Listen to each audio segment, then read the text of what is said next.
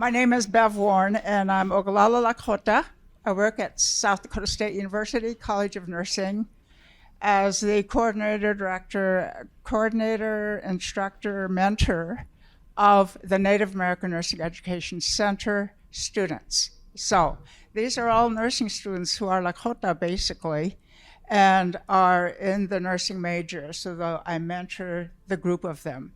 And I took the title of this program, Bold Strategies, because we have had to do that. We've had to be bold and push forward, and sometimes assertively and aggressively.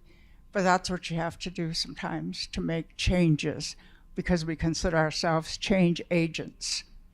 The theme of our program is taken from one of our ancestral leaders, Chief Sitting Bull, when he said, "Let us put our minds together and see what life we can make for our children."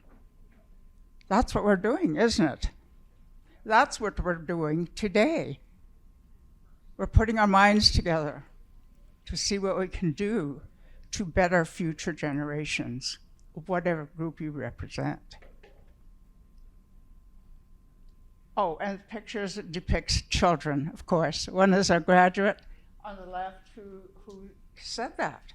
She said, "I'm going to school to make life better for my little girl." And she's now doing that as a graduate and working at home.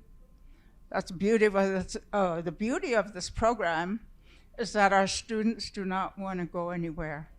They want to be home, because that's the culture of the Lakota people and most Native groups. You want to be home and give back to your people.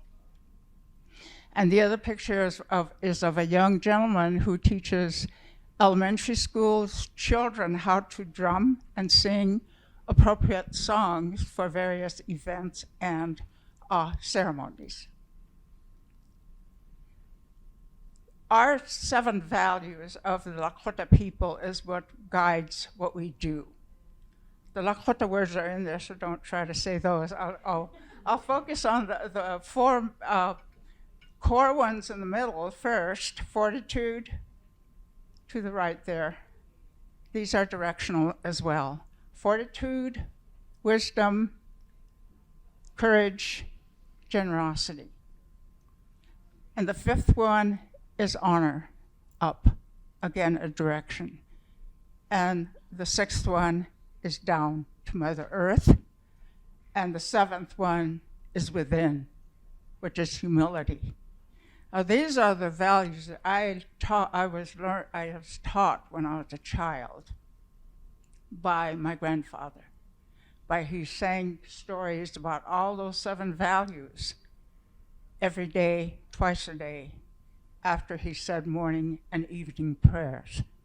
He sang about somebody who had demonstrated one of those values. So that's how I know who I am as a Lakota elder today, and how I try to guide my life using those values. And you can use those values to talk about nursing as well. It's applicable to many, many lives, no matter what area you're working in. We started this program 7 years ago at South Dakota State.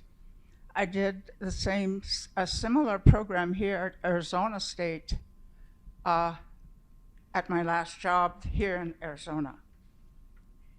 I've been a retiree twice. I keep flunking retirement. Flunking is not a good word to use for students, but I've said that before. I've retired and flunked, but that's fine. That's fine, as long as I have something to give back. So what we did when the dean asked me to start this program at South Dakota State University is what we did, talking circles, which are similar to focus groups. And we asked students and graduates and others at different reservations on the western half of South Dakota, because that's what our grant said to do. Pretty much came up with the same things that we know about. Finance is the main one. And when your people come from poverty, that is huge. So what we did was we created, oh, this is out of place, but it's okay. I need to let you know that in 2015, when we started, we had a retention rate of 64% of our Native American nursing students. And today, it's 92%.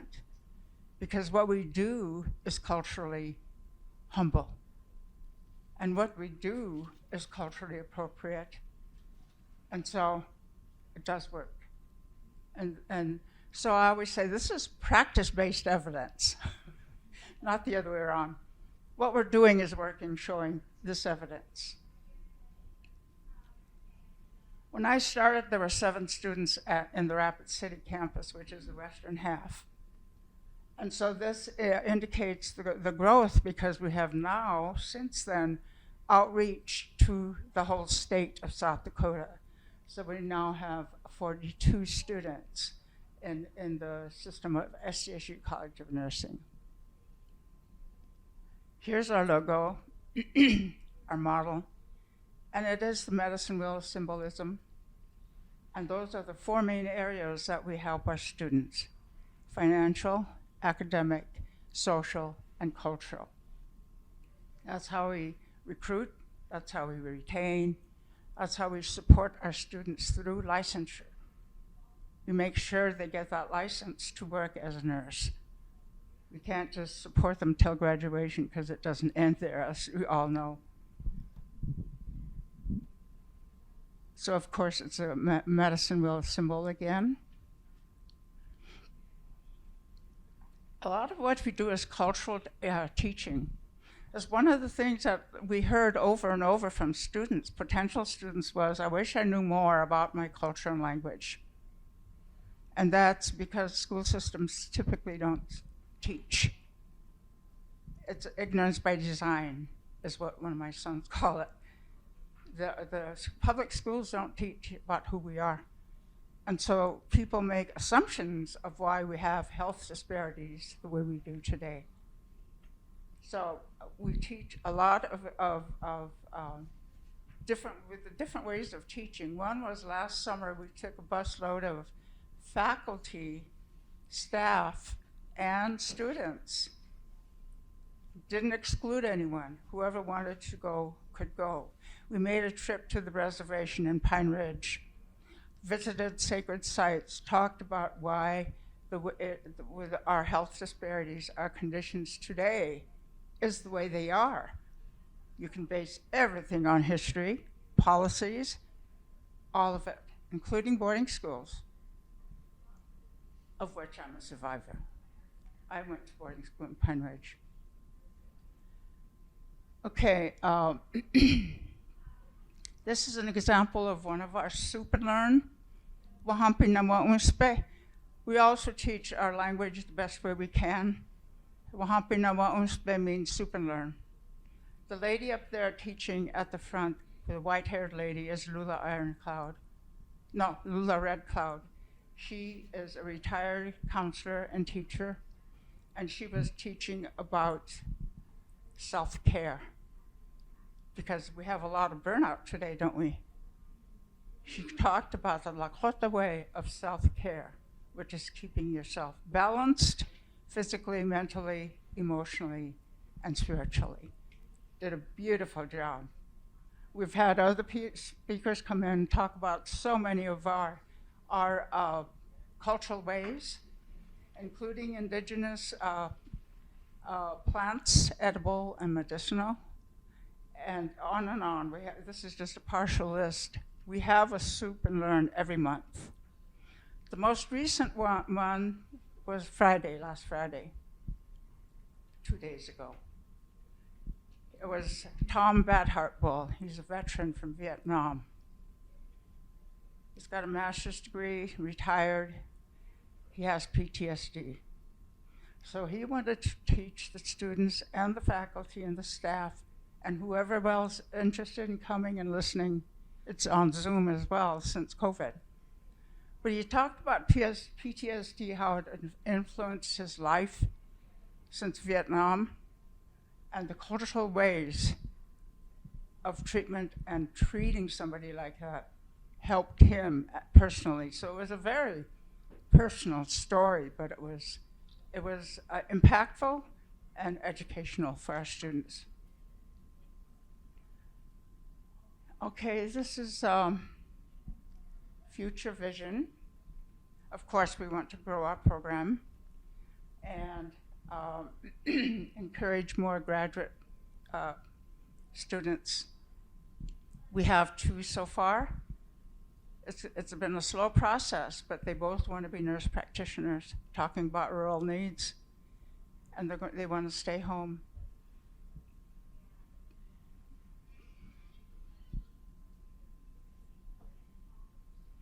This is a picture of the 50 graves that were found on that hillside behind Susan in Rapid City, South Dakota.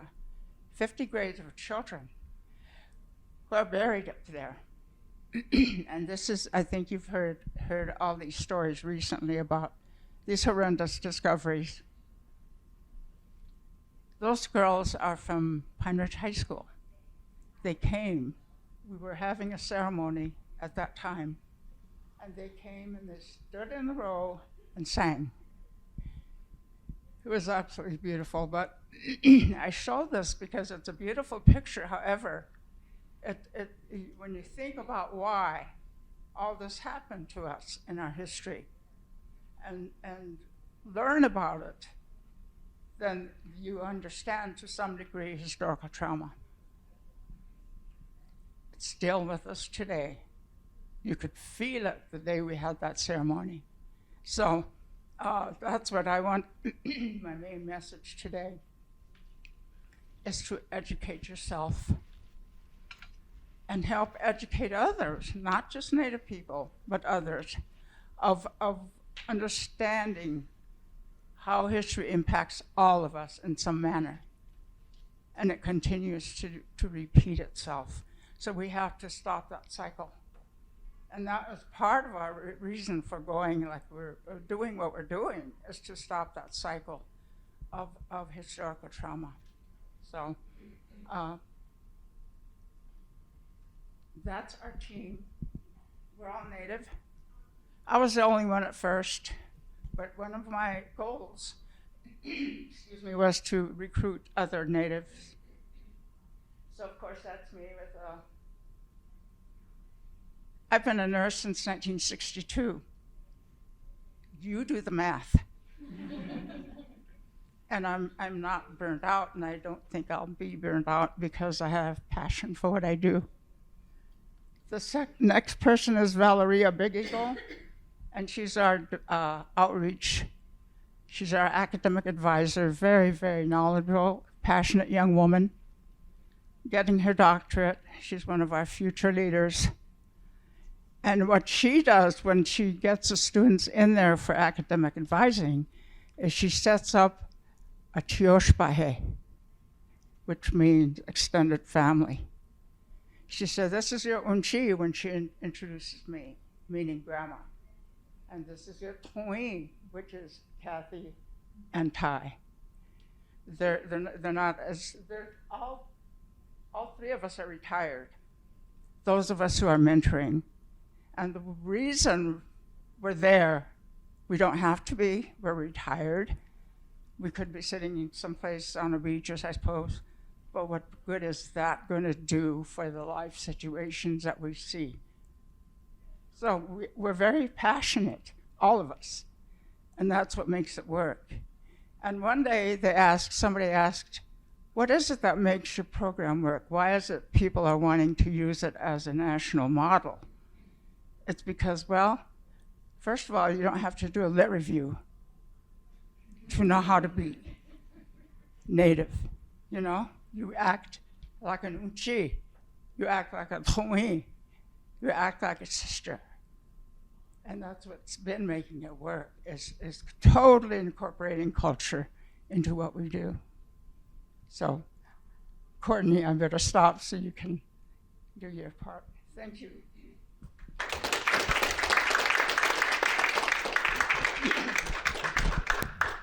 Were there any questions? they had any questions for you. Were there any questions or comments? Rumors? I have a comment. Just thank you for what you did. Oh, you're welcome. I tried to hurry. It's hard for me to talk fast, but I wanted to give Courtney her time. Thank you. Thank you, Bev. It's no worries. I have a 20-month-old and a 4-year-old. I know how to talk fast all the time. It's fine. It's absolutely fine. Thank you. So my name is Courtney Pitts. I am an associate professor at Vanderbilt University out of Nashville, Tennessee, where it's 45 degrees. And I came here, my 4-year-old said, "Mommy, I'm hot." So I was like, get used to it. It's something coming. But right now, it's coming to us as well. Right now, I feel like I'm with my 20-month-old and I'm standing between his snack. So I'll make this fast and hopefully hit the high points. So I'm coming to talk about practical approaches to enhancing diversity in the nursing profession. And I like to have this more as a conversation because when you say diversity, people get nervous. When you say inclusion, people get nervous. When you say equity, people get nervous.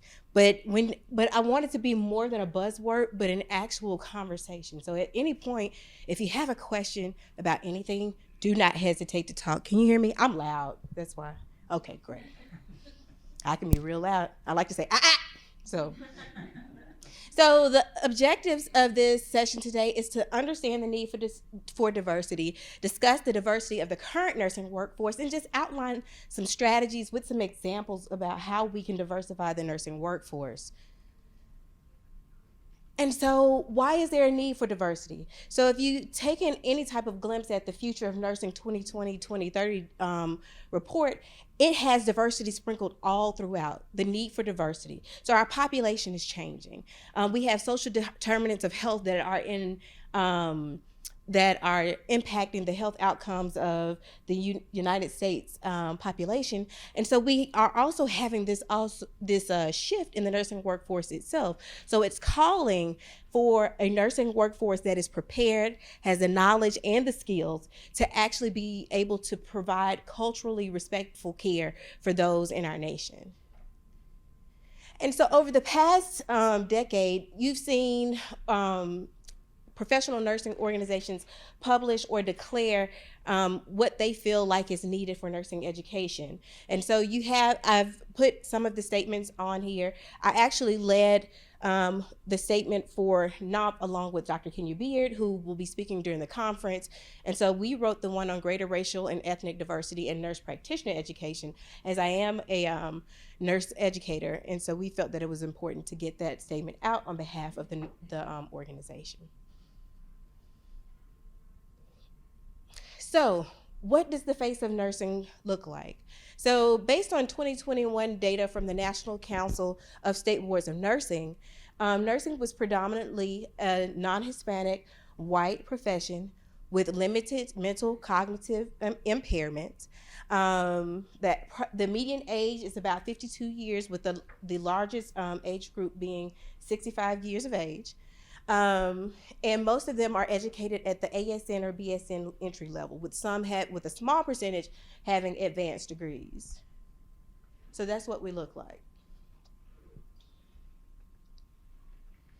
And so when we're talking about nursing programs, we have to look at what are the challenges that our students or the intended audience that we are looking at, what are the barriers for them even getting in the door, getting through the program, and then out of graduation, and then into the additional settings, the nursing profession settings.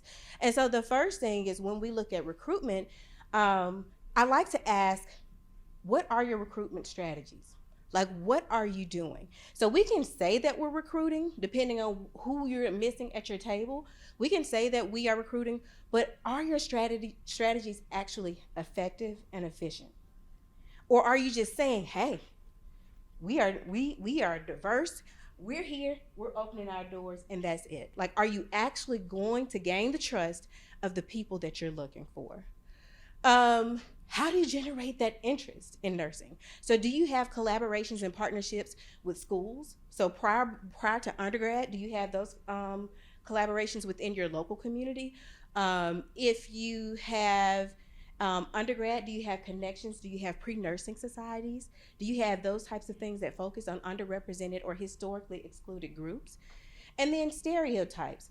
Are your recruitment strategies friendly, right? Or do they continue to perpetuate the stereotypes and biases that already exist within the educational system? When we look at admission processes, what does your admission process look like? Right now at Vanderbilt, we are probably in our 5th year of the holistic admission process, and I know you have heard so much about that process. But what we have done, we've divided our process into qualitative and quantitative scoring mechanism. So we removed the GRE because of the bias associated with the GRE. So we know that with the GRE, females typically, females assigned at birth, typically perform, there's a disparity between how they perform versus their male counterparts, and blacks typically perform less versus their white counterparts. So we remove that. But then how do you objectively assess if someone would be successful in your program? And so we do take into consideration transcript. We do take into consideration GPA, but we also look at lived experiences, right? Because what is leadership for one person may not be leadership for another person. So what are your lived experiences? Who have you come into contact with that has been a part of a vulnerable population? How did you handle that situation? And why do you want to be a family nurse practitioner? So if I'm looking at my program, why do you want to be a family nurse practitioner? And then when we get you in the program, so we're like, hey, come on in the door, you can have a seat, and then we leave you there. Is that what we do? Or do we find ways to support you? Because the primary reason that we see attrition is financial reasons or support. I think Bev mentioned that in her presentation. So we often think about finances as scholarships, things of that nature, but sometimes you have to go to these underrepresented groups and say, hey, what is a real barrier for you? So if it's, okay, I'm in the inner city and I don't have a ride to work, can I provide a bus voucher for you to help you get here? What are the small things that you can do that make a big difference and help increase the likelihood that they will succeed in your program versus contributing to the attrition? And then you have the microaggression.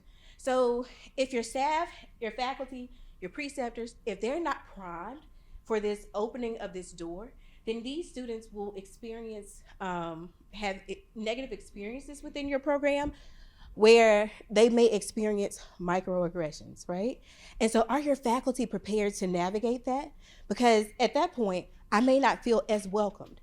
That contributes to the likelihood that I may struggle if I don't have that person that's on the faculty that I can go to and say, hey, this happened. How do I navigate this? How can you support me in this power differential? And when I feel like I haven't been evaluated the same as my peer with my faculty members. So addressing the social determinants of education, preventing that Lone Ranger experience where they're starting to disconnect, and I'll talk about that more in just a second, where they disconnect, they withdraw, and then they eventually just quit. And then graduation. So it's not just getting them through the program, but what about other resources to help them be able to prep for their NCLEX or for their certification exams, to help pay that fee? Because that is one challenge. It's one thing to get the education that gives you the ticket to play the game, but can I purchase the actual ticket to play? And if I fail on my first time around and I just gave all that I had to take this test, then I don't have the funds to do it again, then that's a disservice to me, because we know that the further you get away from taking your certification exam, the less likely you are to pass. So just thinking outside of the box about our, we have our traditional ways since diversity has been discussed in academia, but starting to think outside of the box, because we have a new generation who's learning differently and who are living different lives from when this first started, right? And so then we had to take note that, okay, we got them through graduation. And so now they go into the practice settings and they face some of these same challenges. And so the biggest issue here is that you have the issue of visibility, invisibility, and hypervisibility, right? How many people have heard of this? Have you heard of the three? Cool. So the thing about it, for those who haven't heard, is that when you open your doors, you have visibility. I'm here. I'm Dr. Courtney Pitts. I'm present. I'm ready to serve, right? And when we have conversations, when we have meetings about curriculum and whatever else and student needs, you hear me. But I don't need anybody to translate for me. Well, what Dr. Pitts said was, no. My words stand on their own. But then you have invisibility. You hired me to check a box. You hired me to say, we have a person of color on here. Come on, this is our method of getting more students in the door. You exclude me socially. I'm not included in any discussions, meetings, or anything that contributes to our student population. And then what happens is I tend to withdraw, the Lone Ranger. I withdraw to my space. And then I quit as a faculty member. And then you're back at square one. But then you have hypervisibility, which is on the other end. And so it's like, that's Dr. Pitts. She's at every photo op. She's on every committee. She's there. But Dr. Pitts' schedule is so full that she doesn't have time to do her own work. She's not able to be productive. And so what happens is Dr. Pitts does not meet the expectations and responsibilities of the job or assignment that you outlined. And so it seems that she is feeding into the stereotype that she's lazy, but it's not being taken into account the other things that have been outlined for her to do. So just making sure that we address these things in the academic research and practice settings, because that helps feed the pipeline, right? So we can't say that we want more students and they can't see more faculty, more researchers, more teachers, whatever the case, because we have a broken chain in the actual cycle.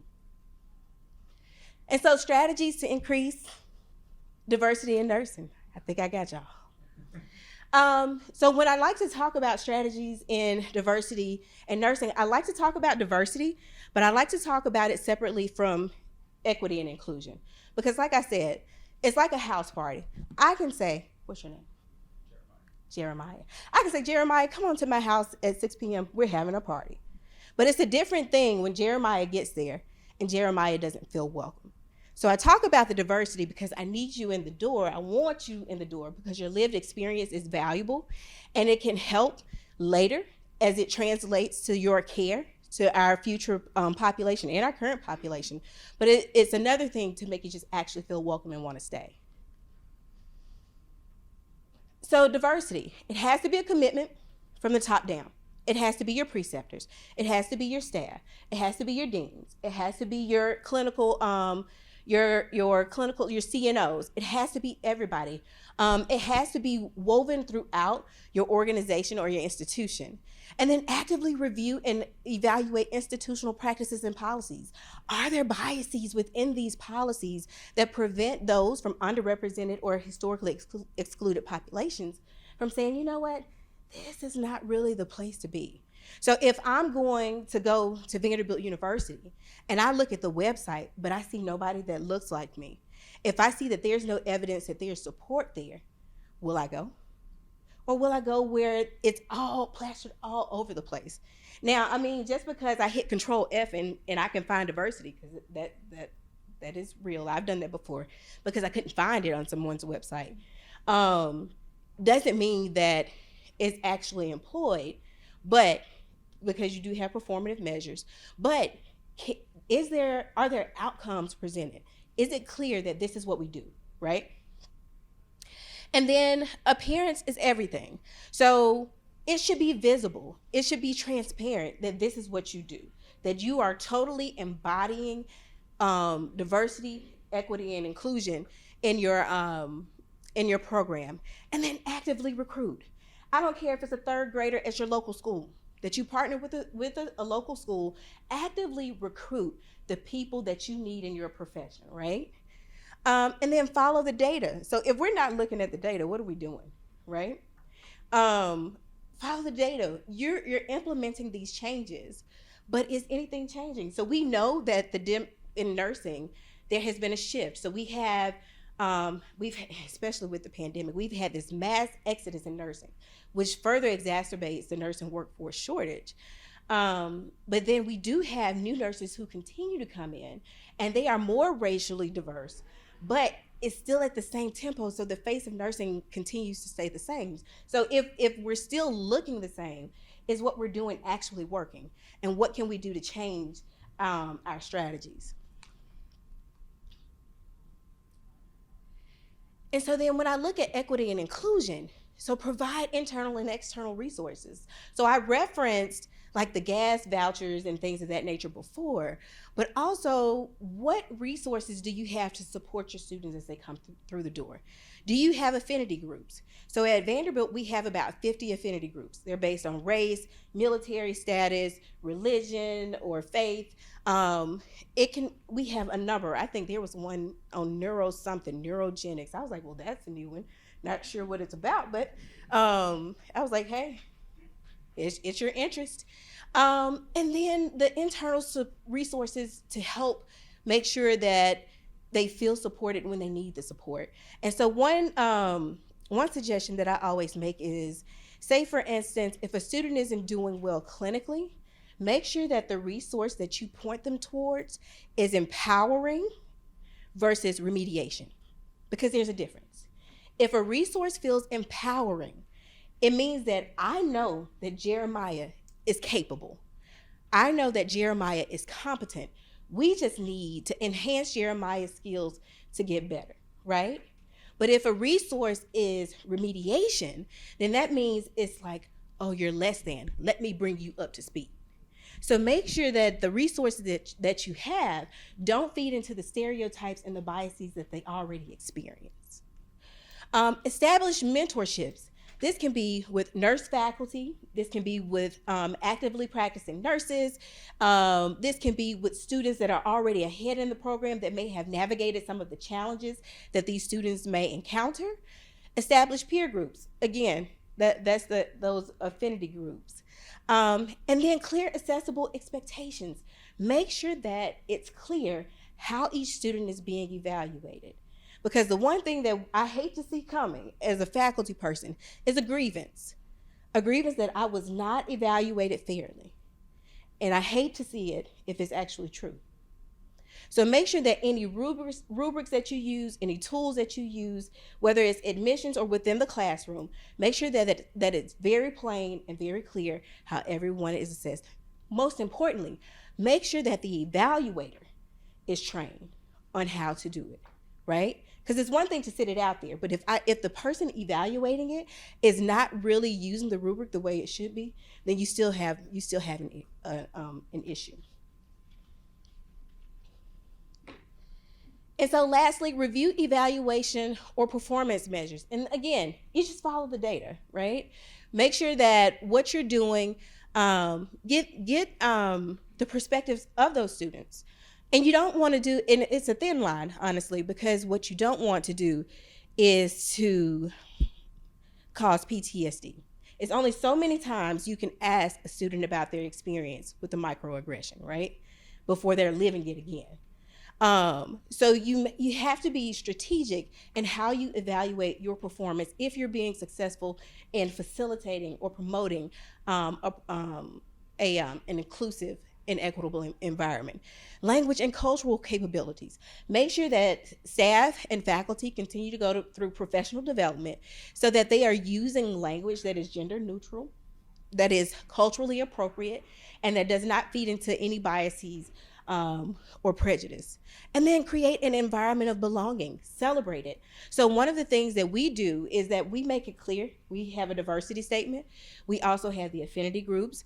We also have signage around the building that tells us the VUSN's ABCs of DEI. And so that lets everybody know what they need to be doing. Let me see. I can tell you the ABCs, not by heart, but I can tell you, hold on.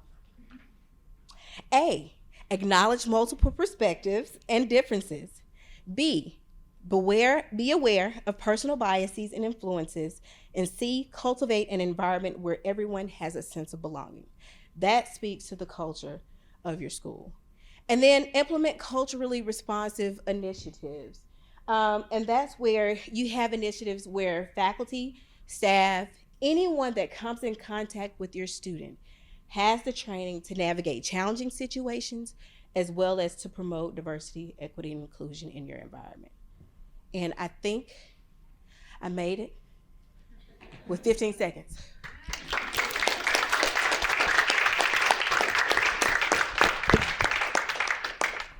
Any questions? I'm sorry. You alluded to this, Courtney, but thank you very much, first of all. But you mentioned COVID. What do you think has to change? Because I know just the toll on all of us, but especially in the nursing world. I don't know. So just a comment about that. About the impact of COVID? And what does any of this change your strategy? You know, or how? So it does. The most challenging part about COVID and the impact on the nursing profession, well, not necessarily the nursing profession, but trying to enhance diversity, is that not only has our shortage worsened, we already had a problem, but the factors that challenge those of underrepresented or historically excluded communities from entering into nursing programs have now been worsened. So if I was already, say for instance, an older sibling and my mother, who was a single mother, lost her job, and I was planning to go to nursing school, then now I have to put that on hold and help my mother, whether it's childcare, because my siblings were at home too. So all of these additional factors that were already probably a life challenge have worsened in my situation.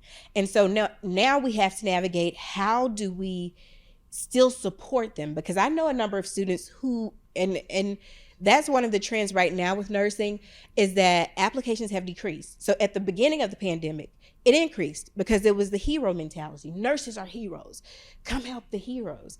And now, as nurses have been very vocal about the fatigue, being overworked, patient numbers, the interest has started to decline, and we're starting to see a decline in nursing applications, and not only amongst the majority, but those of underrepresented communities.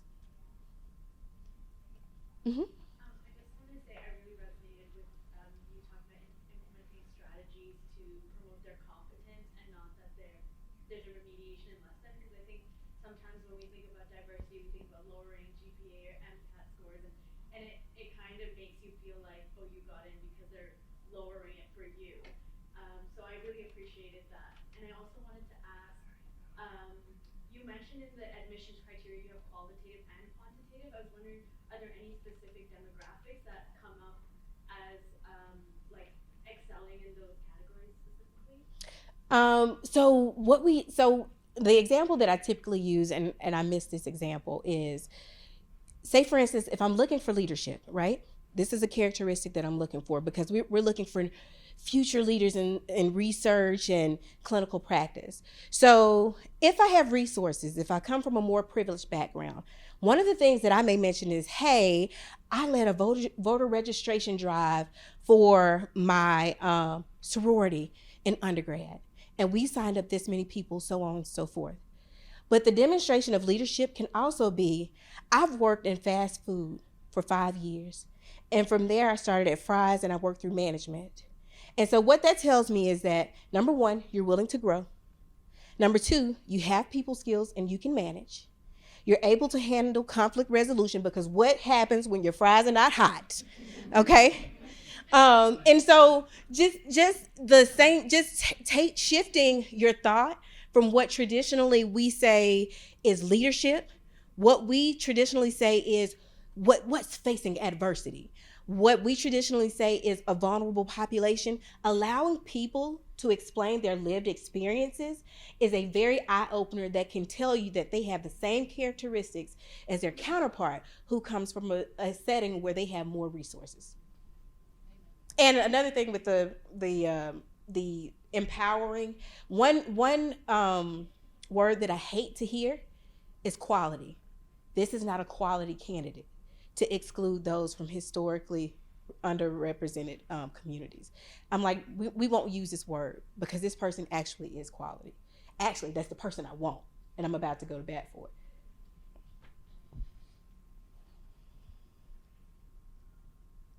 Thank you.